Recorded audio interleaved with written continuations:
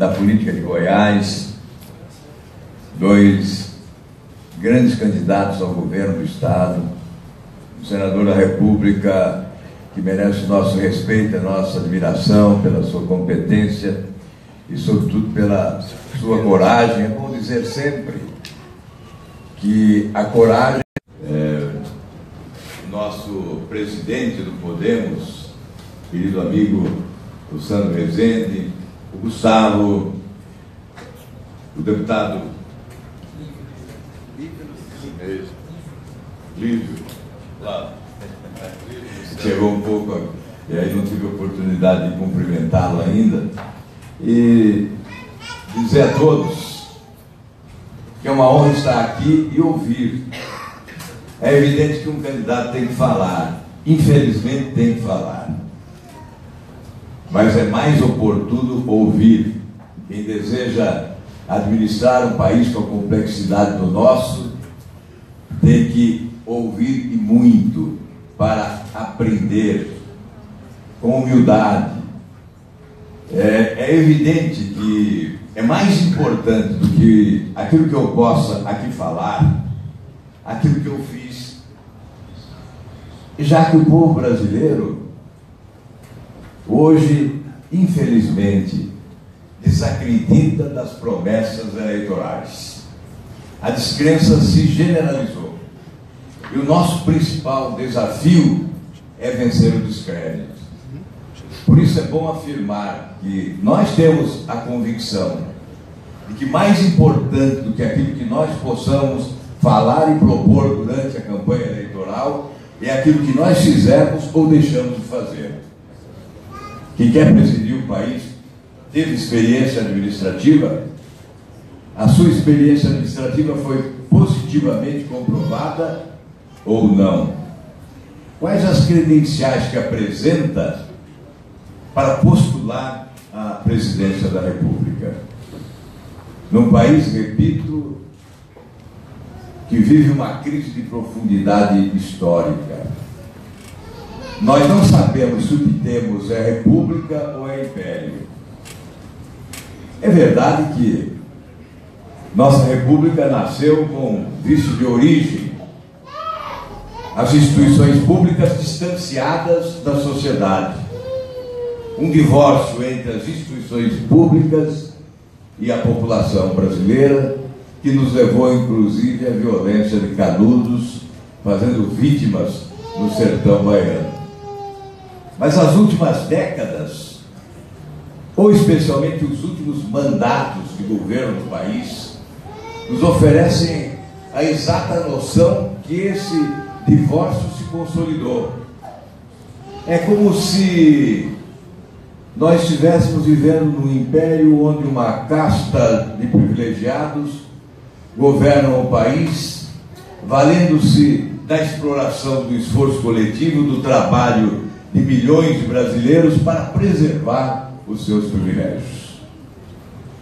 E com isso, nós nos defrontamos com uma realidade perversa.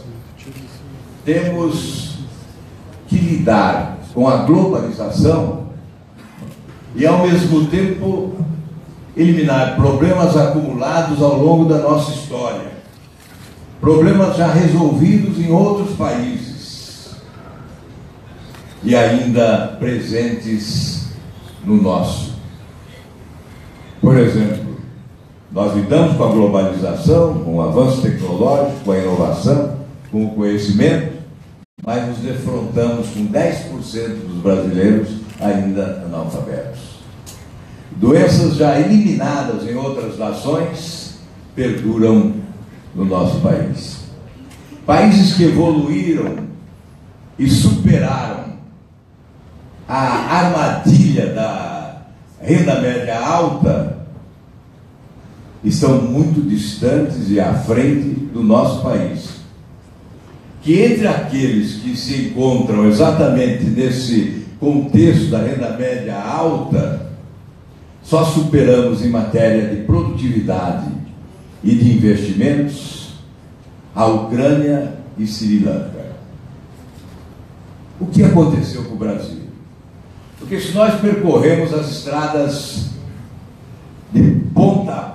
país, de norte a sul, de leste a oeste, o nosso olhar não alcança o fim das plantações que nos empolgam pela sua riqueza. Percorrendo o interior de Goiás, do Paraná, do Rio Grande do Sul, do Mato Grosso do Sul, dificilmente encontraremos um palmo sem plantação.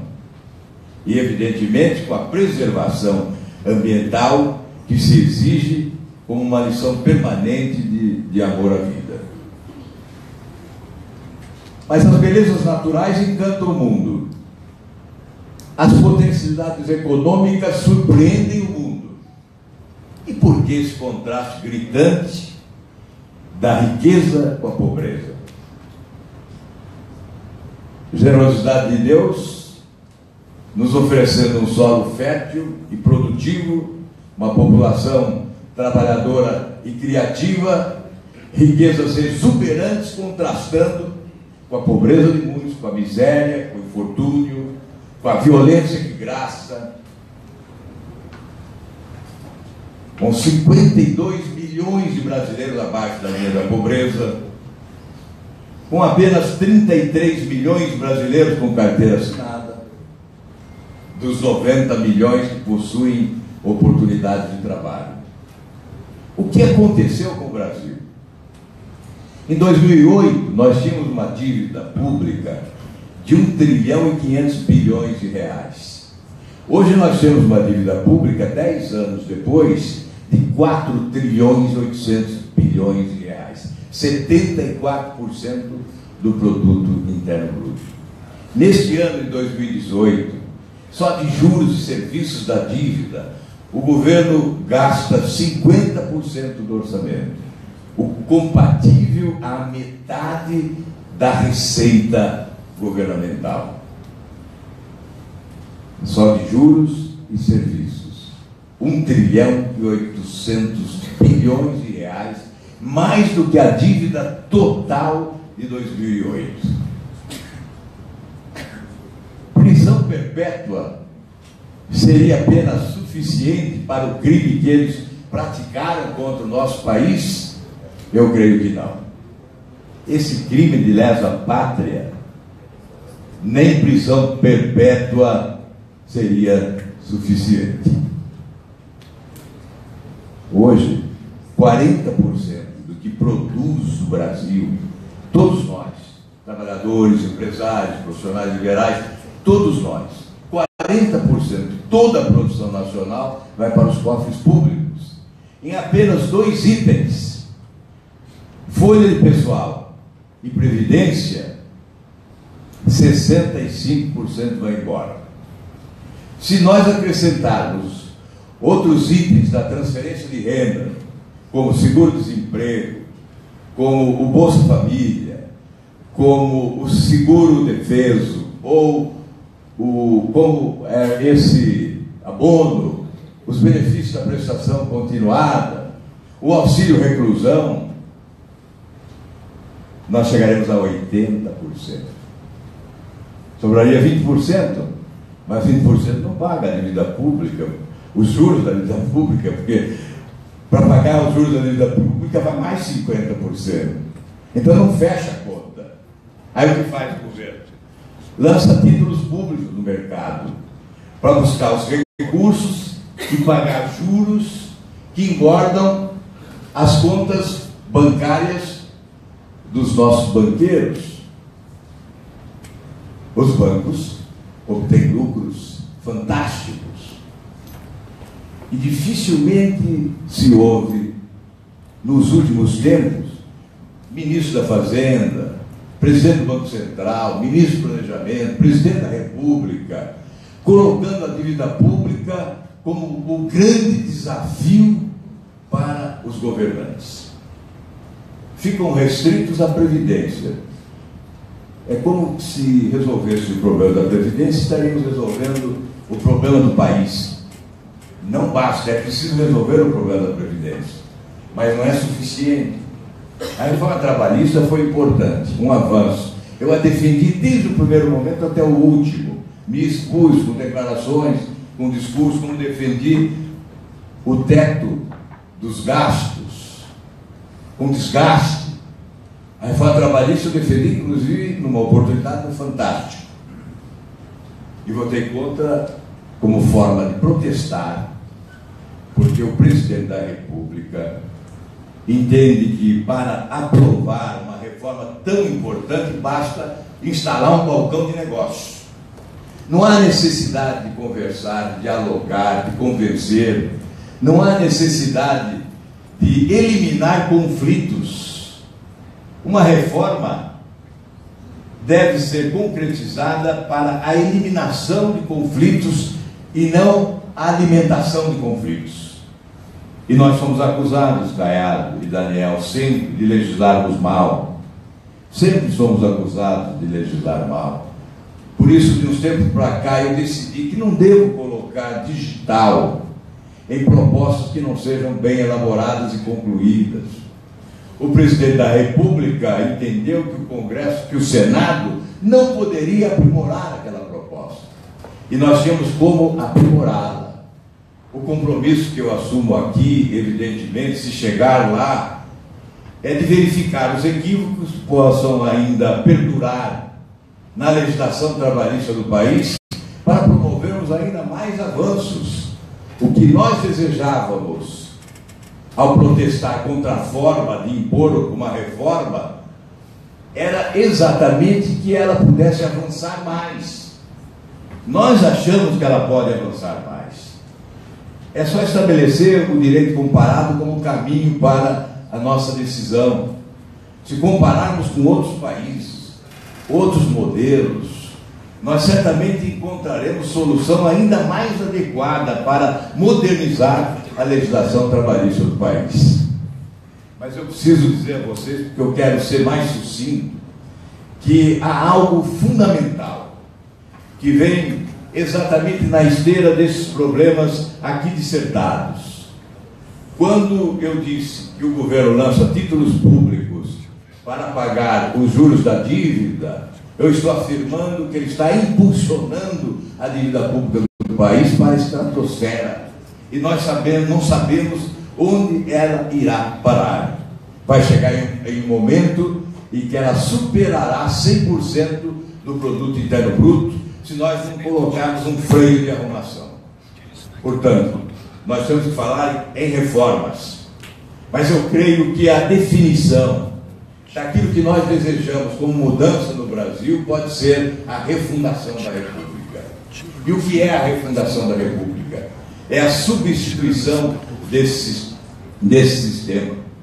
sistema de governança que fracassou, que levou o governo brasileiro à falência, que levou o nosso país ao desespero.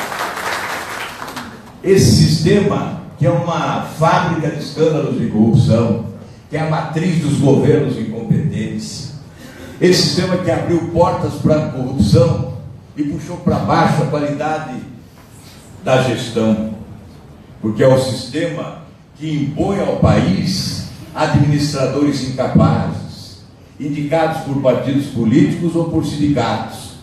É uma república do conluio partidário habitada por sindicalistas. Ocorreu, lastimavelmente, uma pilhagem dos cofres públicos do país como consequência desse sistema, do loteamento dos cargos, do aparelhamento do Estado, da relação promíscua entre os poderes, do balcão de negócios que estabelece o toma lá da cá como caminho de solução para os problemas do país. Nós temos que substituir esse sistema. O Brasil não vai alcançar os índices de crescimento econômico compatíveis com as suas potencialidades e com a grandeza do seu povo. Nós temos que fazer esta opção. Ou o Brasil continuará envelhecendo na pobreza, ou emergirá para um novo tempo de desenvolvimento com mudança, inovação, modernidade, substituição desse sistema.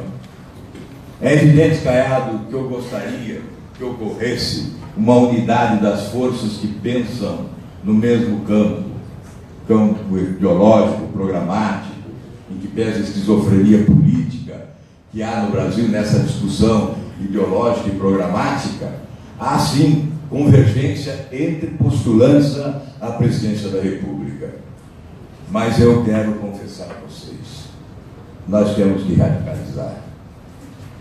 Não há mais como suportar esse modelo. Ou nós substituímos esse sistema, ou não encontraremos solução para todos os problemas que dizem existir em matéria de segurança pública, educação e saúde. Veja, eu falei de 50% para juros, os cofres dos bancos, para a educação 3%, para a saúde 3%, para a defesa nacional 2%, para a agricultura 1,1%. Esse é um disparate, desarrumar o Brasil, desarrumar o Estado brasileiro. A refundação da República exige coragem para mudar. Em 2010, eu esperei que alguém propusesse essa ruptura e me frustrei. Em 2014, novamente, eu esperei que alguém propusesse esse rompimento. Outra decepção. Chegou 2018, eu tenho o dever, depois de 41 anos de mandato eletivo, com a experiência adquirida de quem governou o Estado, exerceu vários mandatos eletivos, eu tenho o dever de me apresentar para propor essa ruptura. Não vejo no quadro de candidatos atual ninguém que adote essa prática, porque o que vejo é que os candidatos todos participam desse sistema, são filhos desse sistema, são dependentes desse sistema. Muitos dos nossos políticos serão apeados do mandato que ocupam se esse sistema for substituído, porque eles sobrevivem à custa desse sistema. Esse sistema é um monstro que foi gerado e nós nos tornamos refém dele. É só verificar, não é só em Brasília, esse sistema foi implantado em Brasília, foi clonado e transplantado para estados e muitos municípios brasileiros. Portanto, essa clonagem e esse transplante do sistema distribuiu a corrupção e a incompetência. E o Brasil não suporta mais isso. Haverão de afirmar, é preciso promiscuidade em nome da governabilidade. E eu digo, isso é um desrespeito ao povo brasileiro. É um desrespeito aos políticos sérios desse país também. Porque nós não podemos subestimá-los e condená-los antecipadamente à condição de desonestos. É preciso que eles tenham a oportunidade de mudar o país sem a desonestidade, sem o balcão de negócio. É possível sim governar o Brasil sem balcão de negócio. Se me perguntam mais, você já praticou esse modelo que propõe? Já, como governador. Alguém pode dizer, mas o Estado é menor. Sim, é menor. Mas ele pode ser um exemplo, uma prática. Sobretudo, ele pode ser a fotografia do comportamento. Credencia ou não credencia? Lá, ninguém indicou secretário de Estado, diretor de empresa, chefe de departamento. Cabe a quem se elege escolher, e tem a obrigação de escolher bem, escolher os melhores para cada função. A substituição desse sistema certamente conferirá maior competência, maior eficiência ao Estado brasileiro. E a refundação da República passa, sim, por esse enxugamento. A redução das estruturas, criar ministérios, departamentos, coordenadorias, secretarias, empresas estatais, cargos comissionados sem fim, agências reguladoras. O Estado brasileiro cresceu, engordou, se agigantou e se fragilizou em matéria de qualificação técnica, puxando para baixo a qualidade dos serviços públicos e abriu as portas para a corrupção. Essa reforma do Estado nos leva àquela frase, Caiado: menos Estado e mais sociedade. Como as demais reformas que são fundamentais, com a eliminação dos privilégios das autoridades, desde o andar de cima, para chegar nos andares embaixo, é preciso ter autoridade. Para ter autoridade, chegar aos andares inferiores, a reforma tem que começar no andar de cima, eliminando os privilégios das autoridades dos três poderes, acabando com esses penduricários que engordam a folha salarial. É auxílio moradia, é verba indenizatória e outros tantos penduricários que inventam no Poder Judiciário, sim, no Poder Legislativo e no Poder Executivo. Reduzir o tamanho do Congresso Nacional, Poder Legislativo mais enxuto, mais econômico e mais qualificado. Redução do número de senadores de 3 para 2, de deputados federais em torno de 20%, proporcionalmente estaduais e vereadores. É a hora de fazer isso, ou seremos atropelados. Ou os políticos entendem que há um movimento irresistível no inconsciente coletivo que pode se tornar avassalador para exigir mudanças radicais, ou seremos todos atropelados e substituídos inevitavelmente. A hora é agora. Essa ruptura tem que ocorrer neste momento. E olha, eu quero dizer a vocês que eu acredito nessa possibilidade.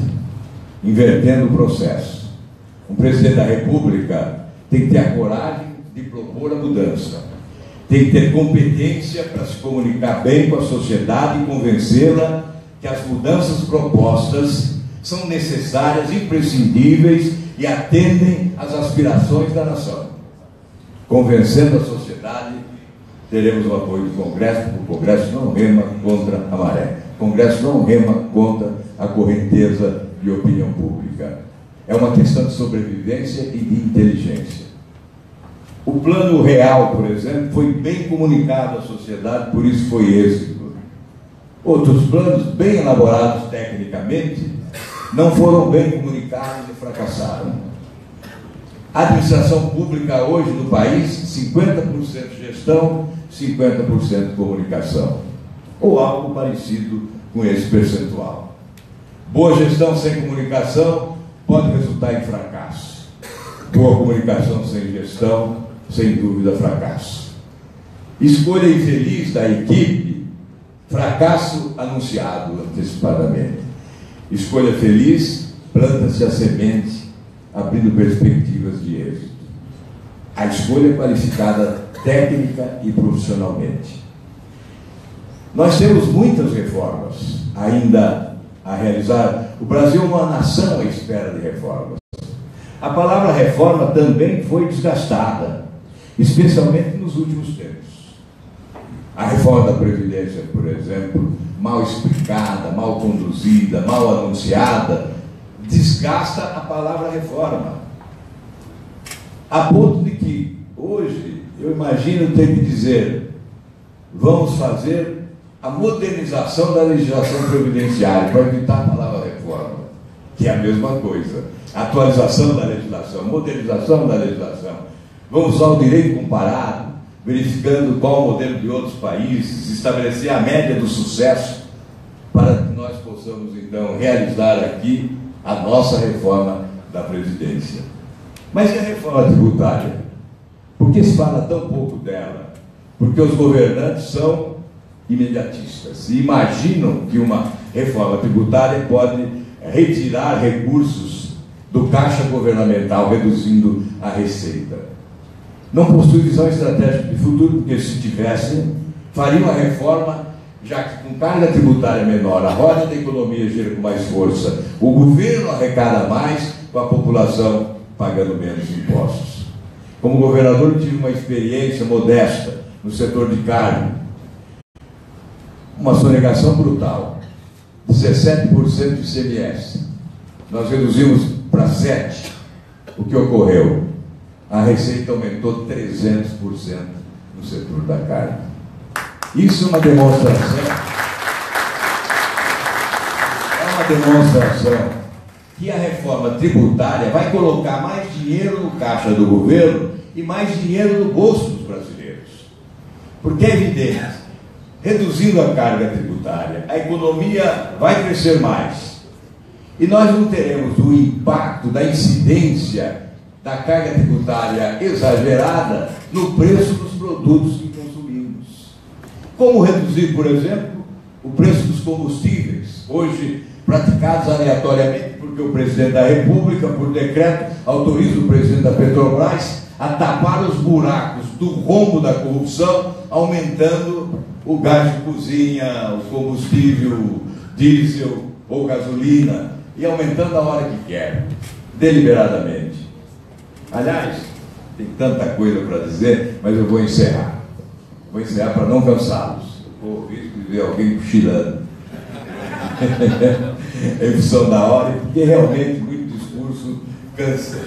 Mas é preciso examinar, neste momento crucial para o futuro do país, não apenas as propostas, mas credenciais de quem as apresenta. É preciso tentar identificar no rosto de cada postulante a sinceridade do propósito e, sobretudo, se existe coragem para promover, por exemplo, esse ajuste fiscal rigoroso.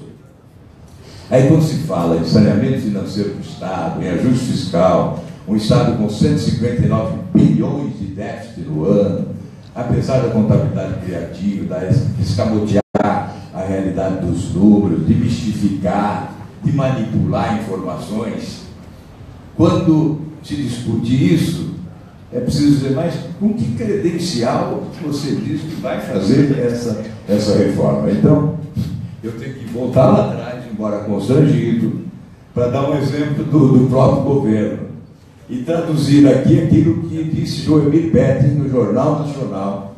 Eu estou dizendo isso, Caiado e Daniel, porque hoje eu completo 27 anos de ex-governador. Foi exatamente no dia 15 de março que terminou o mandato. Naquela época era 15 de março o fim do mandato. O Joemir Petting no Jornal Nacional disse o seguinte: apenas um Estado brasileiro, apenas um, termina o mandato com superávit, dinheiro em caixa e um grande programa de obras realizado. Um milagre operado por um par de santos, reforma administrativa e saneamento financeiro. O Paraná demonstra que a administração pública no Brasil ainda é viável. Reforma e saneamento financeiro. De novo, nós estamos com essa proposta. Naquela época, o Brasil vivia a maior crise financeira da história da administração pública brasileira. 80% de inflação ao mês. Era impossível planejar para a semana seguinte. Então, exigia-se saneamento financeiro e reforma administrativa. Hoje nós falamos saneamento financeiro e reforma do Estado brasileiro.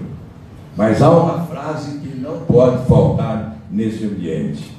Eu falei de pobreza, falei de desigualdades sociais, falei do infortúnio de milhões, falei da violência de graça alcançando pobres e ricos no país.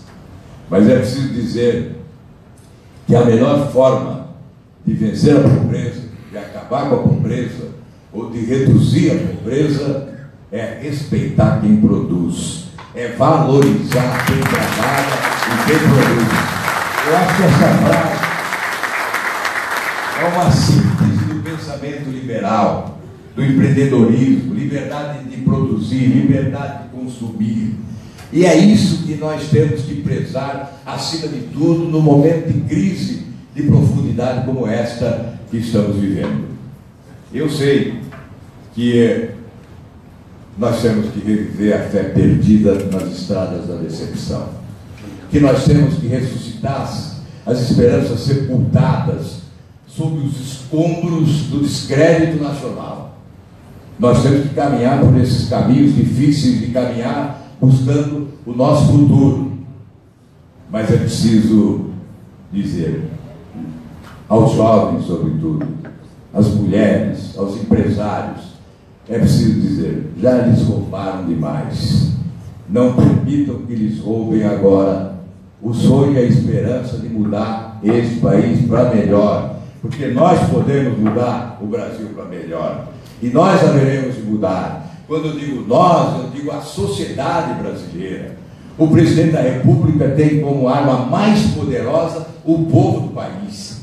Com o apoio da população, ele supera todos os entraves que possam existir no mundo da política. para vencer os obstáculos e construir a nação que todos nós merecemos.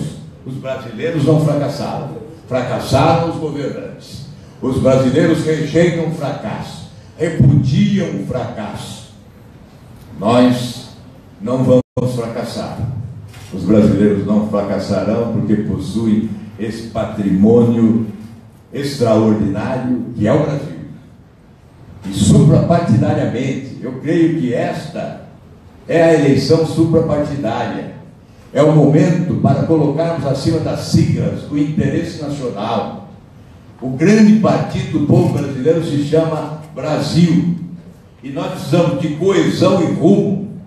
Se nós buscarmos coesão e tivermos rumo, nós vamos reabilitar o país dos fracassos dos seus governantes. Muito obrigado por essa oportunidade.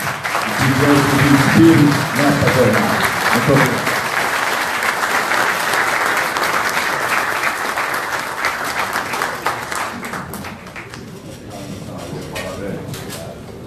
Com muita alegria, muito orgulho, encerramos essa reunião.